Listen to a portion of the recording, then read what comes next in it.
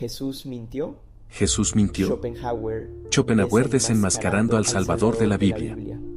¿Alguna vez te has preguntado qué ocurriría si sometiéramos las enseñanzas de Jesús al implacable análisis de uno de los filósofos más críticos de la historia? ¿Qué verdades incómodas podrían salir a la luz si dejáramos de lado la reverencia religiosa y aplicáramos el rigor filosófico a los evangelios?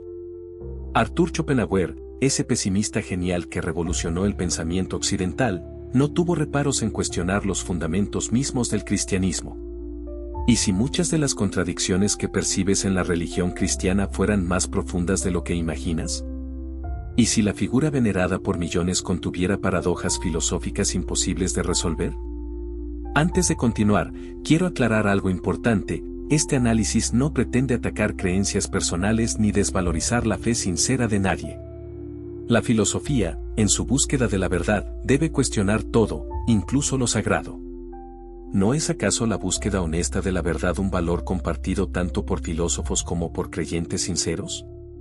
En este viaje intelectual, exploraremos juntos cómo el filósofo del pesimismo desmontó sistemáticamente muchas de las afirmaciones atribuidas a Jesús. Prepárate para un análisis que quizás sacuda los cimientos de lo que creías saber sobre el cristianismo y su fundador. La visión de Schopenhauer sobre el cristianismo. ¿Quién fue realmente Arthur Schopenhauer y por qué su perspectiva sobre Jesús resulta tan perturbadora para la ortodoxia cristiana? Nacido en Danzig en 1788, este peculiar filósofo alemán se distinguió no solo por su carácter irascible sino por la originalidad radical de su pensamiento. Su obra cumbre, El mundo como voluntad y representación, publicada cuando apenas contaba con 31 años, sentó las bases de una filosofía que desafiaba el optimismo racionalista dominante en Europa. ¿Te has dado cuenta de que Schopenhauer fue el primer filósofo occidental importante en incorporar seriamente elementos del budismo y el hinduismo en su sistema? Esta influencia oriental resultaría fundamental para entender su crítica al cristianismo. Mientras Jesús prometía salvación eterna y redención, Schopenhauer veía en el budismo una visión más honesta: la vida es sufrimiento, y la verdadera liberación consiste en la extinción del deseo, no en su satisfacción eterna en un paraíso celestial. ¿Pero qué tiene que ver esto con Jesús? Para Schopenhauer, la contradicción fundamental se encontraba precisamente ahí. ¿Cómo podía el cristianismo proclamar simultáneamente el amor a la vida, representado en la resurrección, y la negación del mundo, expresada en la cruz?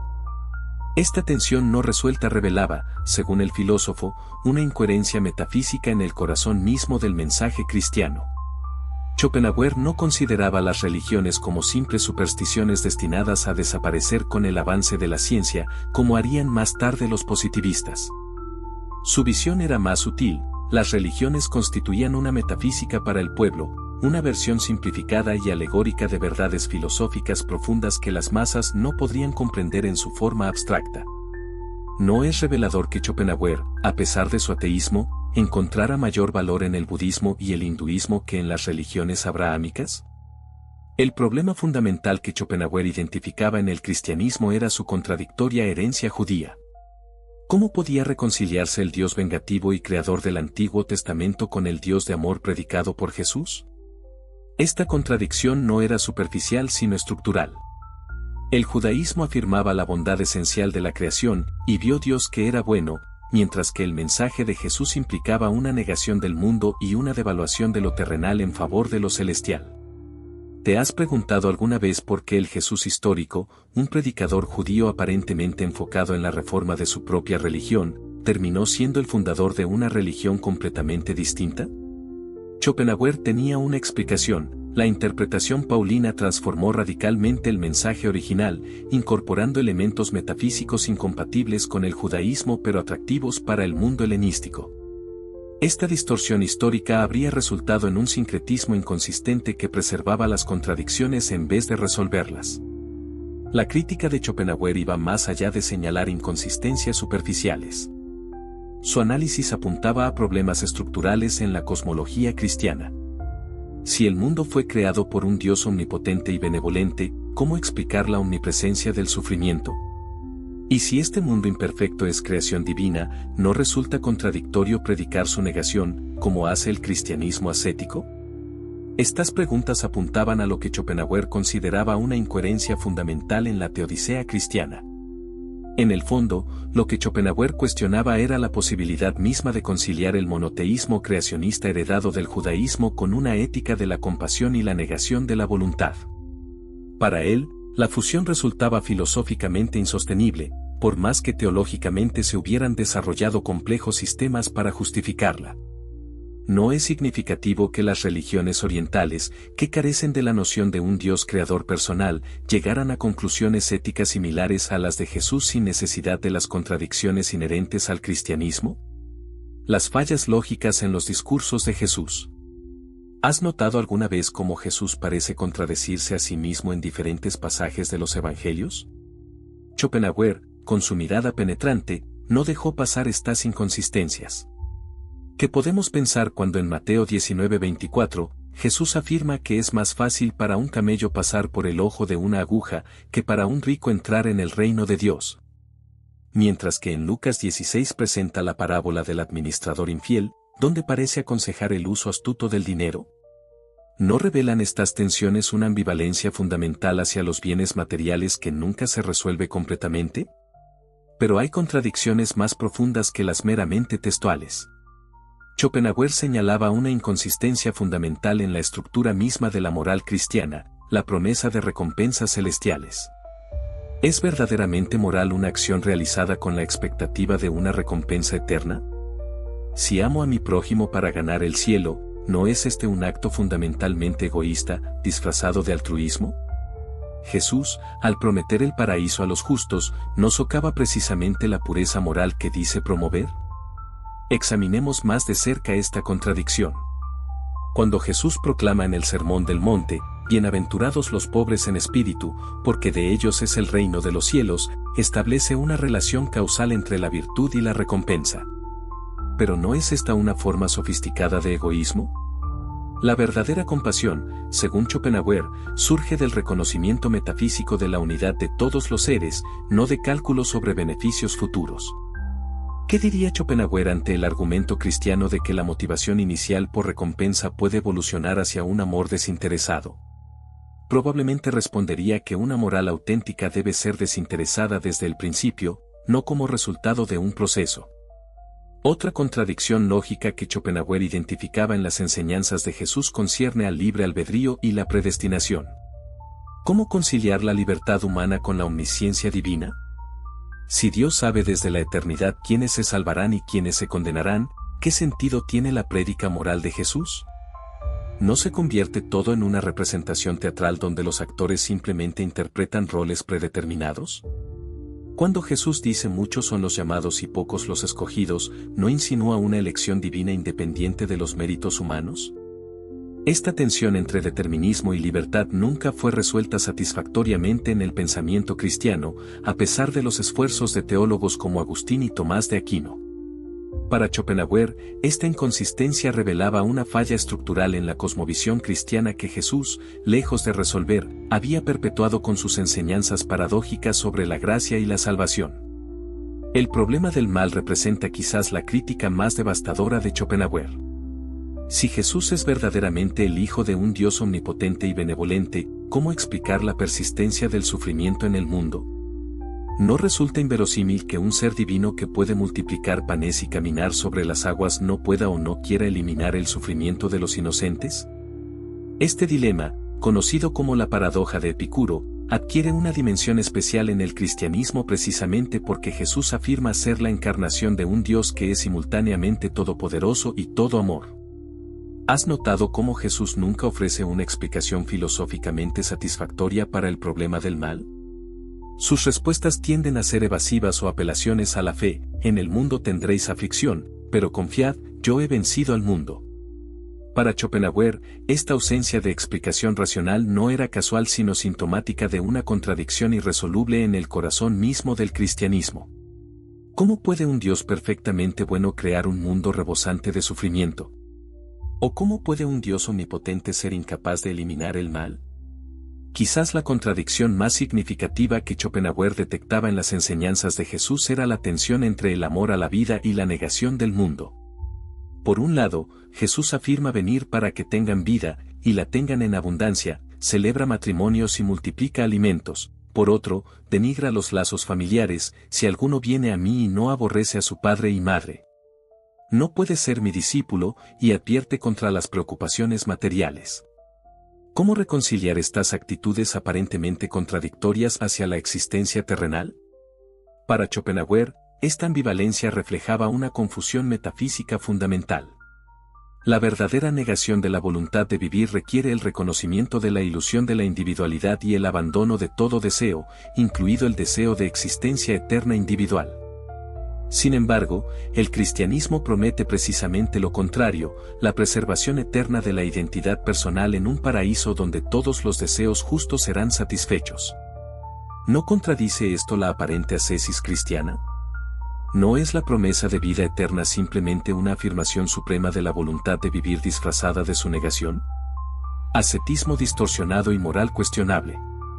¿Qué ocurre cuando examinamos detenidamente el ascetismo promovido por Jesús? Schopenhauer, quien consideraba la negación de la voluntad como el camino hacia la liberación del sufrimiento, encontraba en el ascetismo cristiano una profunda distorsión. ¿Por qué? Porque mientras el verdadero ascetismo busca extinguir el deseo como fin último, el ascetismo cristiano lo hace como medio para obtener la mayor de las recompensas, la vida eterna. ¿No constituye esto una contradicción fundamental? Pensemos en las palabras de Jesús: el que pierda su vida por mi causa, la hallará. Esta promesa revela la naturaleza paradójica del ascetismo cristiano. Se renuncia a los placeres terrenales solamente para asegurarse placeres eternos más intensos. ¿No es esto, como señalaba Schopenhauer, simplemente una forma de hedonismo diferido? El monje que guarda castidad esperando la bienaventuranza celestial no ha negado realmente su voluntad, simplemente ha apostado por una gratificación mayor en el futuro. ¿Te has preguntado alguna vez por qué el celibato se convirtió en un ideal tan elevado en el cristianismo primitivo? Schopenhauer encontraba aquí un elemento genuinamente ascético, la negación de la sexualidad como manifestación más poderosa de la voluntad de vivir. Sin embargo, criticaba que esta intuición correcta estuviera contaminada por la motivación egoísta de la salvación personal. El verdadero asceta, según el filósofo, no busca recompensa alguna, comprende la ilusión del mundo fenoménico y simplemente deja de participar en el juego cruel de la voluntad. Las bienaventuranzas del Sermón del Monte representan quizás el núcleo de la ética cristiana: bienaventurados los mansos, los que lloran, los perseguidos por causa de la justicia. ¿Pero no hay algo profundamente problemático en esta exaltación del sufrimiento y la mansedumbre? Schopenhauer, anticipando la crítica nietzscheana, veía en esta inversión de valores una potencial moral de esclavos que glorifica la debilidad y la sumisión disfrazándolas de virtudes trascendentes. Más revelador aún es examinar la estructura lógica de estas bienaventuranzas. Cada una promete una compensación específica por el sufrimiento presente. ¿No es esto una forma de cálculo utilitario espiritual? Sufre ahora, serás recompensado después. ¿Dónde queda entonces la pureza moral que debería caracterizar una ética verdaderamente trascendente? Para Schopenhauer, una moral auténtica debe basarse en la compasión desinteresada, no en un sistema de premios y castigos cósmicos. El mandamiento de amar al prójimo como a uno mismo ha sido considerado la quinta esencia de la moral cristiana. Sin embargo, Schopenhauer planteaba una pregunta incómoda: ¿este amor es realmente desinteresado o está motivado por la salvación personal? ¿Qué sucede con este amor cuando se elimina la promesa del cielo y la amenaza del infierno? La verdadera compasión, según el filósofo, surge del reconocimiento metafísico de que la distinción entre yo y el otro es ilusoria, no del miedo al castigo divino o la esperanza de recompensa eterna. ¿Has notado cómo Jesús frecuentemente motiva la caridad con promesas explícitas de recompensas? Dad y se os dará, medida buena, apretada, remecida y rebosando darán en vuestro regazo. Este tipo de afirmaciones revelaba para Schopenhauer el carácter fundamentalmente egoísta de la moral cristiana, basada en últimas en la expectativa de reciprocidad cósmica, no en una genuina trascendencia del ego. El concepto de pecado original, fundamental para entender la misión salvífica de Jesús, era para Schopenhauer filosóficamente absurdo. ¿Cómo podría un Dios justo condenar a toda la humanidad por la transgresión de Adán y Eva? Esta noción contradice cualquier principio razonable de justicia individual. Más aún, la idea de que este pecado se transmite biológicamente a través de generaciones revela una concepción primitiva y materialista de la culpa moral, incompatible con cualquier ética sofisticada. La solución propuesta por Jesús, su sacrificio expiatorio para redimir este pecado heredado, resultaba para Schopenhauer aún más problemática desde el punto de vista ético. ¿Cómo puede la culpa ser transferida de una persona a otra? ¿No viola esto el principio fundamental de la responsabilidad individual? El mecanismo de salvación vicaria propuesto por el cristianismo parecía al filósofo alemán una forma de magia moral incompatible con cualquier concepción racional de la ética. ¿No resulta extraño que un Dios justo requiera el sufrimiento de un inocente para perdonar a los culpables? Esta lógica sacrificial habría sido rechazada como bárbara en cualquier tribunal humano moderno. Schopenhauer veía en esta doctrina un residuo de concepciones religiosas primitivas basadas en el sacrificio propiciatorio, incompatible con la imagen de un Dios perfectamente moral y racional que el propio cristianismo pretende promover. El dualismo radical entre cuerpo y alma que permea las enseñanzas de Jesús, el espíritu está dispuesto, pero la carne es débil, representaba para Schopenhauer otra distorsión metafísica. Este dualismo, exacerbado por la interpretación platónica del cristianismo primitivo, conducía a una demonización del cuerpo y sus necesidades naturales, generando una moral antinatural que condenaba aspectos fundamentales de la experiencia humana como intrínsecamente pecaminosos. ¿Acaso no es significativo que muchos de los pecados más severamente condenados por la tradición cristiana, como la gula, la lujuria o la pereza, sean simplemente expresiones naturales de la voluntad de vivir? Para Schopenhauer, la moral cristiana no trascendía verdaderamente la voluntad, sino que la reprimía violentamente, generando una tensión psicológica insostenible. La auténtica negación de la voluntad, según el filósofo, no surge de la represión sino del conocimiento profundo de su naturaleza ilusoria. Contradicciones históricas y textuales. ¿Qué sucede cuando sometemos los textos evangélicos al mismo escrutinio crítico que aplicaríamos a cualquier otro documento histórico? ¿Es posible que la imagen de Jesús que ha llegado hasta nosotros sea una construcción posterior, no un retrato fiel del predicador Galileo? Schopenhauer, adelantándose a la crítica bíblica moderna, señalaba numerosas discrepancias en los relatos evangélicos que cuestionaban seriamente su fiabilidad histórica. ¿Has notado alguna vez cómo los 4 evangelios ofrecen versiones irreconciliables de eventos supuestamente cruciales? Comparemos, por ejemplo, las narraciones del nacimiento de Jesús. Mateo nos habla de magos de Oriente, una estrella milagrosa y una huida a Egipto. Lucas menciona pastores, ángeles cantores y un pesebre. Pero nada de magos ni estrellas. Marcos y Juan, sorprendentemente, omiten por completo el nacimiento milagroso. ¿No es extraño que un evento tan fundamental como el nacimiento virginal sea ignorado por 2 de los 4 evangelistas? Las discrepancias se multiplican cuando examinamos los relatos de la resurrección. ¿Quién descubrió la tumba vacía? María Magdalena sola, Juan, María Magdalena con la otra María, Mateo, María Magdalena, María la madre de Santiago y Salomé, Marcos, o un grupo de mujeres incluyendo a Juana, Lucas. ¿Vieron 1 o 2 ángeles? ¿Dentro o fuera del sepulcro? ¿Por qué los guardias mencionados por Mateo no aparecen en ningún otro evangelio?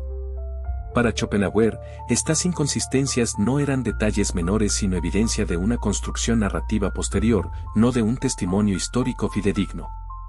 Más revelador aún es el desarrollo cronológico de la cristología en los textos del Nuevo Testamento. ¿Te has preguntado por qué los evangelios escritos más tardíamente, como Juan, presentan afirmaciones mucho más explícitas sobre la divinidad de Jesús que los anteriores? En Marcos, el evangelio considerado más antiguo, Jesús nunca se proclama inequívocamente divino. En Juan, el más tardío, declara abiertamente: yo y el Padre somos uno. ¿No sugiere esta evolución una divinización progresiva de la figura histórica de Jesús? Las cartas paulinas, escritas antes que los evangelios, apenas mencionan detalles biográficos de Jesús y se centran en su significado teológico. No es extraño que Pablo, considerado la figura más importante del cristianismo primitivo después de Jesús, muestre tan poco interés por las palabras y hechos del Jesús histórico. Para Schopenhauer, esta desconexión entre el Cristo paulino y el Jesús de los Evangelios revelaba el carácter construido de ambas figuras. Una de las predicciones más problemáticas atribuidas a Jesús concierne al inminente fin del mundo. En Mateo 16:28, Jesús afirma categóricamente: de cierto os digo que hay algunos de los que están aquí que no gustarán la muerte hasta que hayan visto al Hijo del Hombre viniendo en su reino. ¿Cómo interpretar esta profecía claramente fallida? Todos los discípulos murieron sin presenciar el apocalipsis prometido. ¿No compromete este error profético la supuesta infalibilidad divina de Jesús? Para Schopenhauer, esta profecía incumplida revelaba el carácter humano, demasiado humano, de Jesús, un predicador apocalíptico convencido de la inminencia del fin, no un ser divino con conocimiento perfecto del futuro. ¿No es significativo que las comunidades cristianas posteriores tuvieran que reinterpretar continuamente estas predicciones fallidas, espiritualizándolas para mantener su validez teológica? Las influencias paganas en el cristianismo primitivo constituían otro punto crítico en el análisis schopenhaueriano. ¿Te has preguntado alguna vez por qué tantos elementos de la narrativa cristiana tienen paralelos en religiones anteriores? El nacimiento virginal, la muerte y resurrección del Dios, los milagros taumatúrgicos, incluso la Eucaristía tienen antecedentes claros en cultos mistéricos grecorromanos y religiones orientales. La iconografía de Isis amamantando a Horus anticipa las representaciones de la Madonna con el niño. Dionisio transformaba agua en vino y celebraba banquetes sagrados donde los fieles consumían simbólicamente la carne y sangre del dios. Osiris moría y resucitaba. Mitra nacía el 25 de diciembre. ¿Casualidades?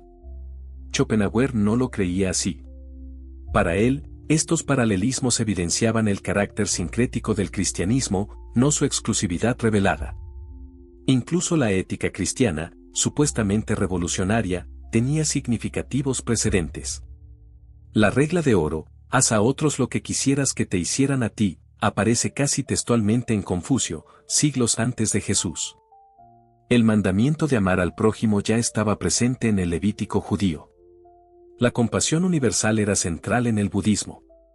¿Qué quedaba entonces de la supuesta originalidad ética de Jesús?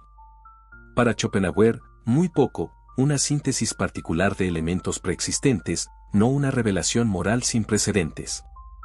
¿Has notado cómo la teología cristiana se volvió progresivamente más compleja y filosóficamente sofisticada al entrar en contacto con el pensamiento grecorromano? Conceptos como la Trinidad, la consubstancialidad del Padre y el Hijo, o la doble naturaleza de Cristo están completamente ausentes de los Evangelios.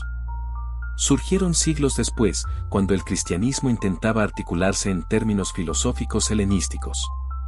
Para Schopenhauer, esta evolución doctrinal revelaba no un desarrollo orgánico sino una construcción teológica cada vez más alejada del Jesús histórico. La manipulación del canon bíblico también revelaba, según Schopenhauer, el carácter construido del cristianismo oficial. ¿Por qué solo 4 evangelios fueron admitidos en el canon, cuando sabemos que existieron docenas?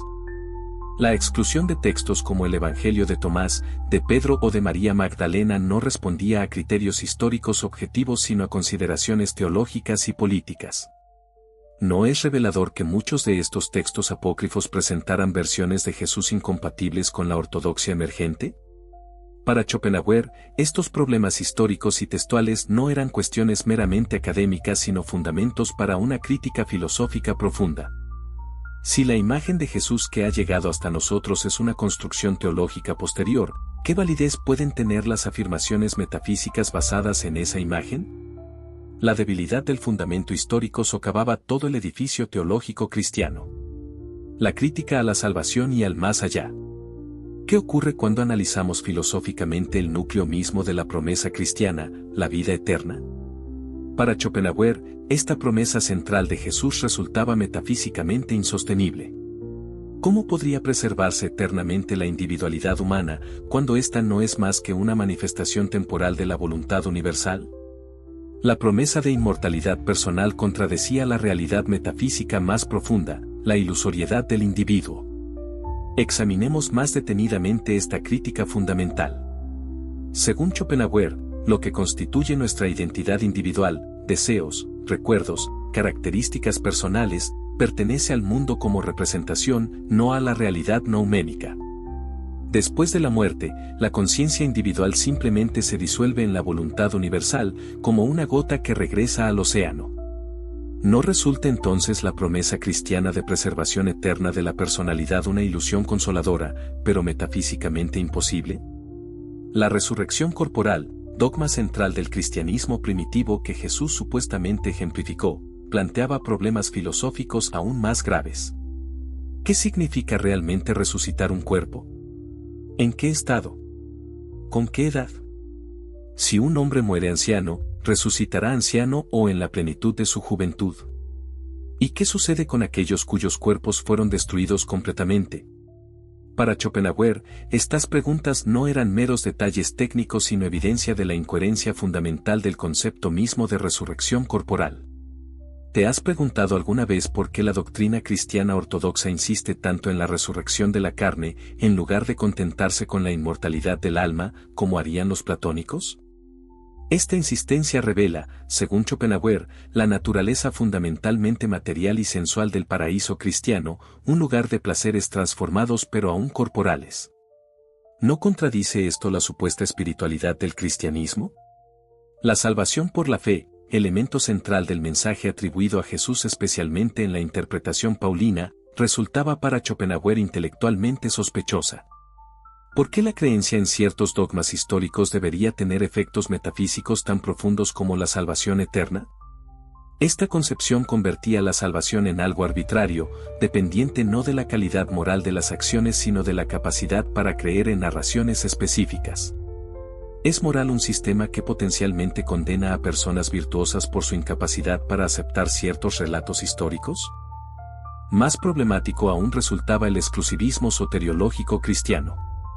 Cuando Jesús afirma yo soy el camino, la verdad y la vida, nadie viene al Padre sino por mí, establece una exclusividad salvífica difícilmente compatible con la idea de un Dios universal.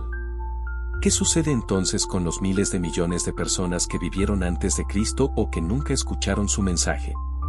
¿Están todos condenados por circunstancias históricas y geográficas fuera de su control?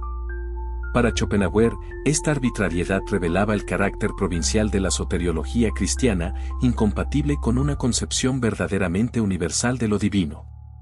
La doctrina del infierno eterno, implicada en numerosas declaraciones de Jesús sobre el llanto y crujir de dientes y el fuego que nunca se apaga, planteaba problemas éticos insuperables. ¿Cómo conciliar un castigo infinito con ofensas finitas? ¿Qué justicia puede haber en torturar eternamente a un ser humano por los pecados cometidos durante una vida limitada?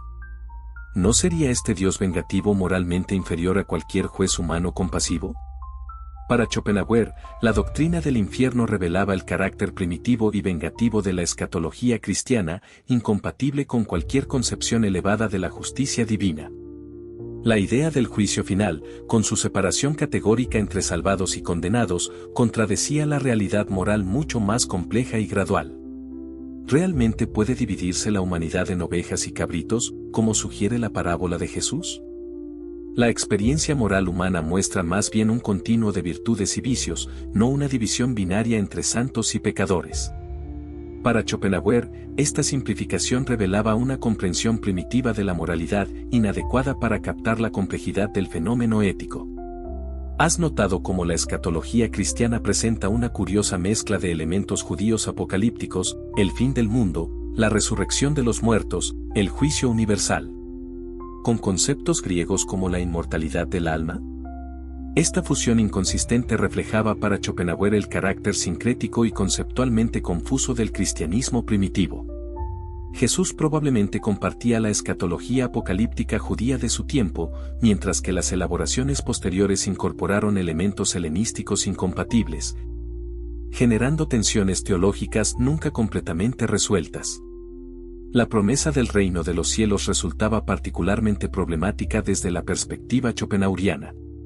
¿Qué tipo de existencia podría satisfacer eternamente a seres cuya voluntad nunca se sacia? Si conservamos nuestra individualidad y deseos en el paraíso, ¿no estamos condenados al eventual aburrimiento y la insatisfacción?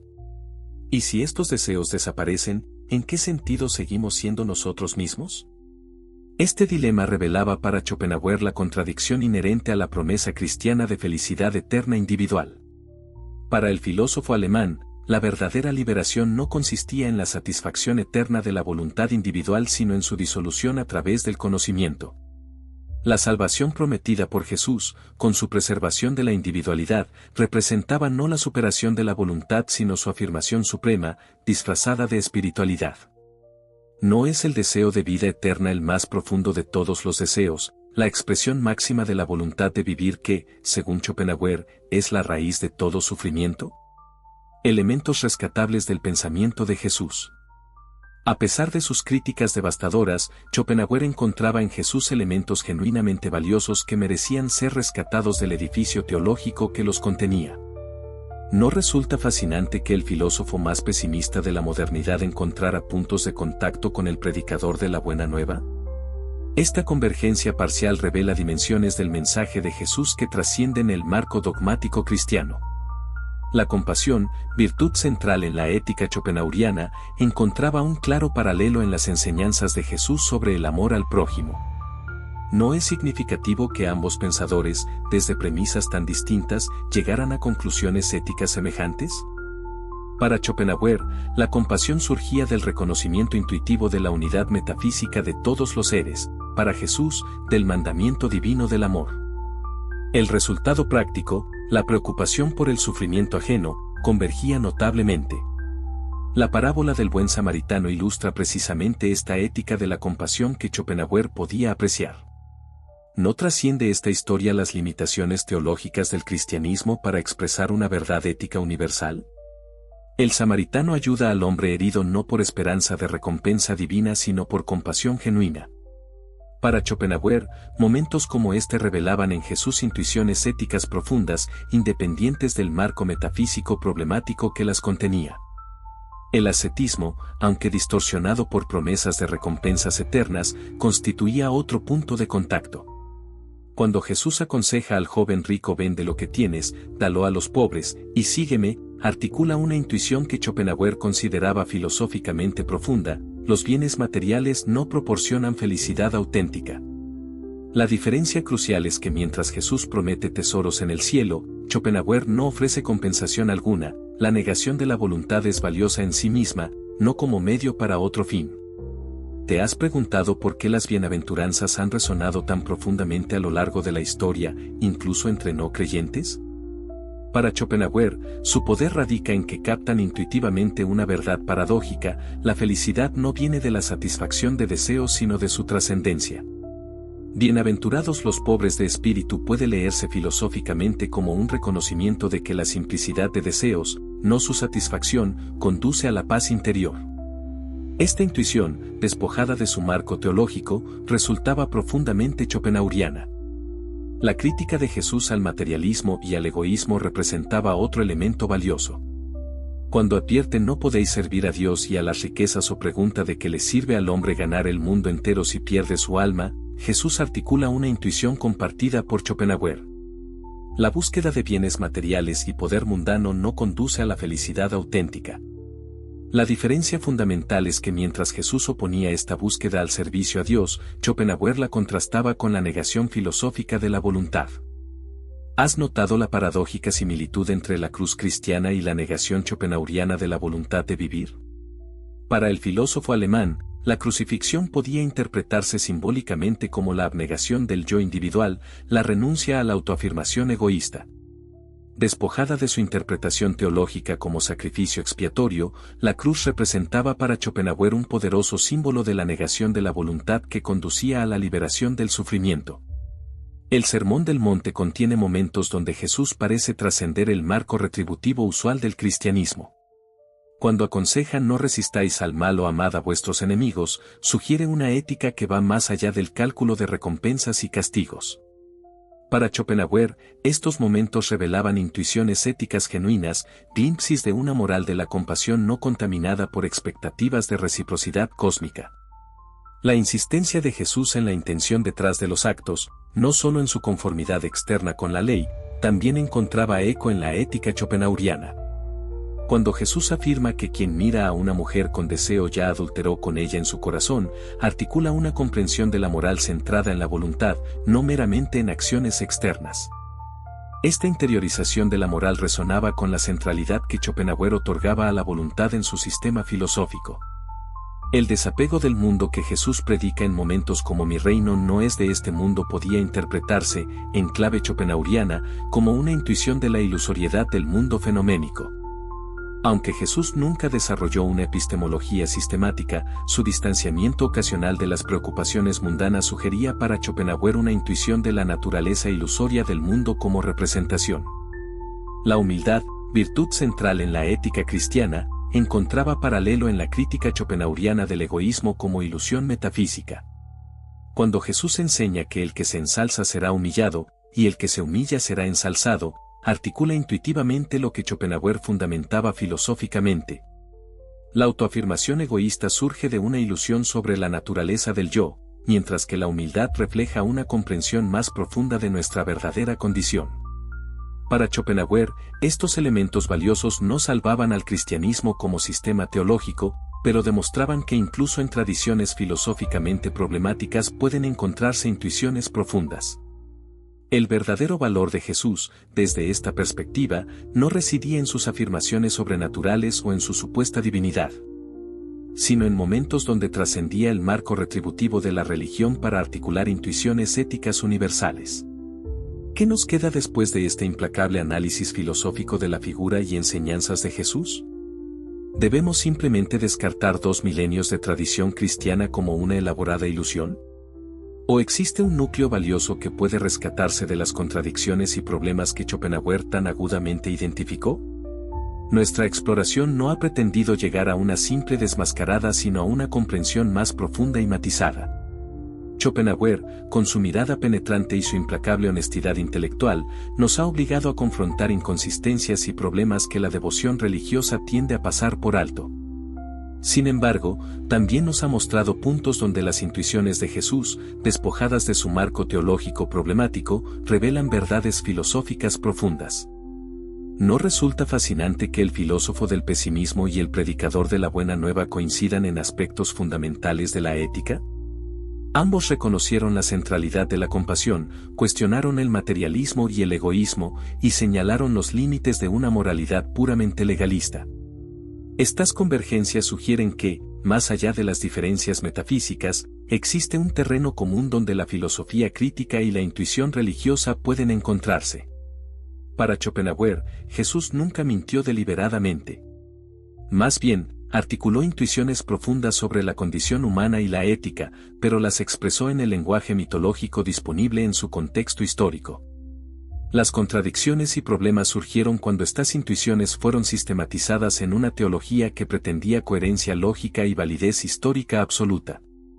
No es significativo que muchos cristianos contemporáneos, conscientes de los problemas históricos y filosóficos señalados por pensadores como Schopenhauer, hayan reinterpretado su fe de maneras más simbólicas y existenciales. Este movimiento hacia una comprensión menos literal y más filosófica del cristianismo puede verse, paradójicamente, como una validación parcial de la crítica schopenhaueriana. Quizás la lección más valiosa de este análisis sea la necesidad de examinar críticamente incluso nuestras convicciones más sagradas. La fe auténtica no teme al cuestionamiento filosófico, por el contrario, puede profundizarse a través de él. Como señalaría el teólogo Paul Tillich, una fe que nunca ha sido sacudida por la duda no es verdadera fe sino mera credulidad. La filosofía de Schopenhauer nos recuerda que la búsqueda de la verdad no debe subordinarse a nuestro deseo de consuelo. Su crítica del cristianismo no pretendía destruir sino purificar, separando las intuiciones valiosas de los marcos mitológicos problemáticos que las contienen. Este proceso de desmitificación, lejos de empobrecer nuestra comprensión de Jesús, puede revelar dimensiones de su mensaje que trascienden las limitaciones históricas del cristianismo tradicional. Al final, la pregunta ¿Jesús mintió? Resulta demasiado simplista. La respuesta schopenhaueriana sería más sutil. Jesús expresó intuiciones profundas, pero lo hizo en un lenguaje mitológico que inevitablemente generó contradicciones cuando se tomó literalmente. El verdadero valor de su mensaje no reside en sus afirmaciones sobrenaturales, sino en momentos donde articula verdades éticas y existenciales que resuenan más allá de todo marco religioso particular. ¿No es este, después de todo, el destino de toda gran intuición espiritual? Nacida en un contexto histórico específico, expresada en el lenguaje disponible en su tiempo, inevitablemente trasciende sus orígenes para hablar a la condición humana universal. La grandeza de Jesús, como la de Buda o Sócrates, no depende de su infalibilidad o divinidad, sino de la profundidad de sus intuiciones sobre la condición humana. Esta perspectiva no pretende ser la última palabra sobre un tema tan complejo, sino una invitación al pensamiento crítico y a la honestidad intelectual. Que cada uno, creyente o no, encuentre en este análisis estímulo para su propia búsqueda de la verdad, recordando siempre las palabras del propio Schopenhauer: la verdad puede esperar, porque tiene una larga vida por delante.